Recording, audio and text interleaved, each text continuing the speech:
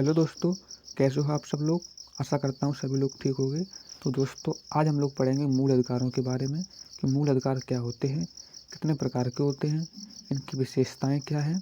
तो ये सारी चीज़ें हम आज पढ़ेंगे। तो चलिए वीडियो को शुरू करते हैं।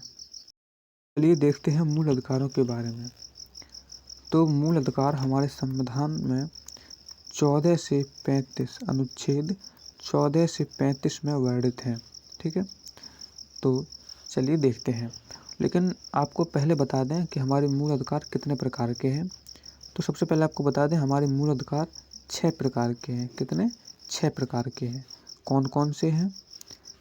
सबसे पहला हमारा है समानता का अधिकार। ठीक है। नंबर 2 स्वतंत्रता का अधिकार। नंबर 3 शोषण के विरुद्ध अधिकार। और नंबर 4 धार्मिक स्वतंत्रता का अधिकार। ये नंबर 4। नंबर 5 अल्पसंख्यकों का अधिकार।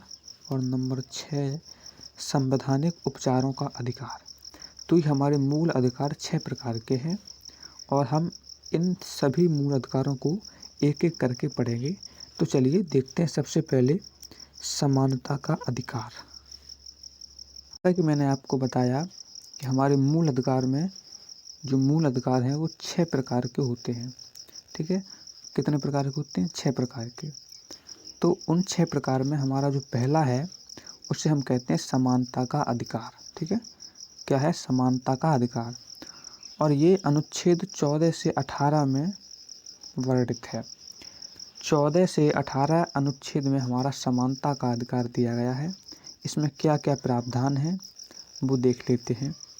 तो सबसे पहले इसमें कहा गया है कि सभी लोग विधि के समक्ष समान होंगे।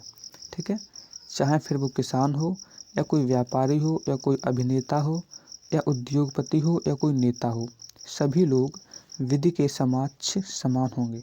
इसका क्या मतलब हुआ? इसका सरल भाषा में अगर समझें तो इसका मतलब ये है कि अगर कोई भी विधि हमारे देश में लागू होती है या कोई भी विधि बनती है तो उस विधि के समक्ष उस विधि को सारे ही वर्गों में लागू किया जाएगा।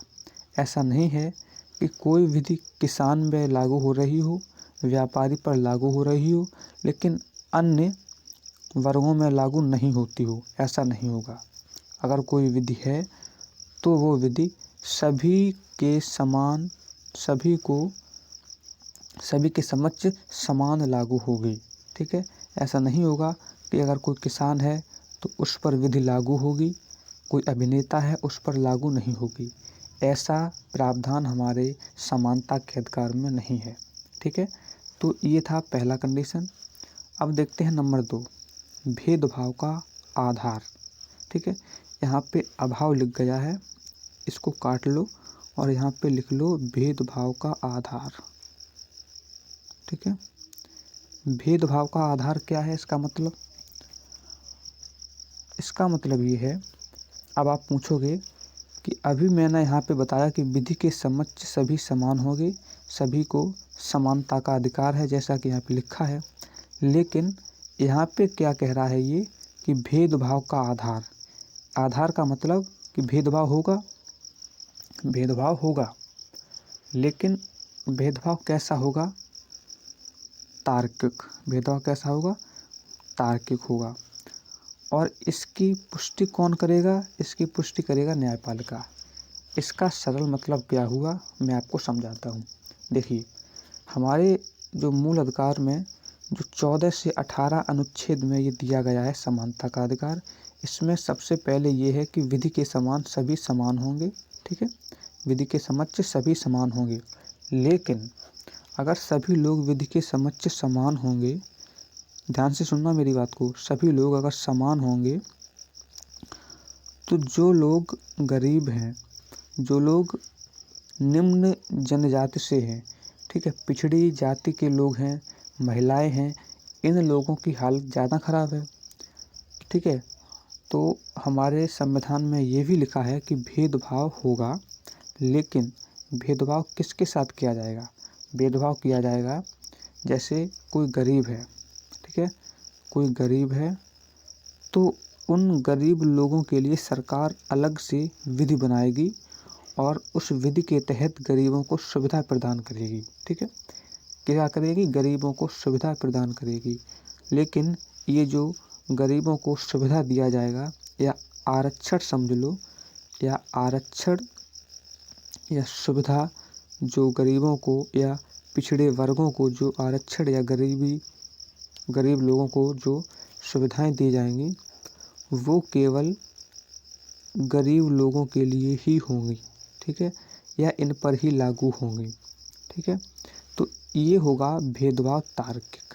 ठीक है, इसका मतलब ये है कि अगर सभी लोगों को समान सुविधाएं दी जाएंगी, सभी लोगों को समान सुविधा दी जाएगी, तो फिर जो गरीब है वो गरीब ही रहेगा और जो अमीर है वो अमीर ही रहेगा। इसलिए हमारे संविधान निर्माताओं ने ये चीज़ बड़े ध्यान से भेदभाव का अभाव लिखा है कि भेदभाव तो होगा लेकिन तार्किक होगा। तार्किक का मतलब जो लोग गरीब हैं उनको सरकार सहायता करेगी और जो लोग अमीर हैं उनको सरकार सहायता तो करेगी लेकिन गरीब लोगों की तुलना में कम करेगी। तो यही इसका मतलब है कि भेदभाव होगा लेकिन कैसा होना चाहिए? तार्किक। और इसका जो पुष्टि करेगा वो करेगी न्यायपालिका कि भेदभाव तार्किक है या अतार्किक है। अगर भेदभाव तार्किक है तो उसे स्वीकृति मिल जाएगी। ठीक है, और अगर अतार्किक है तो उसे अस्वीकार कर दिया जाएगा। ठीक है, तो इसमें यही था। भेदभाव कैसा होगा? तो भेदभाव तार्किक होगा।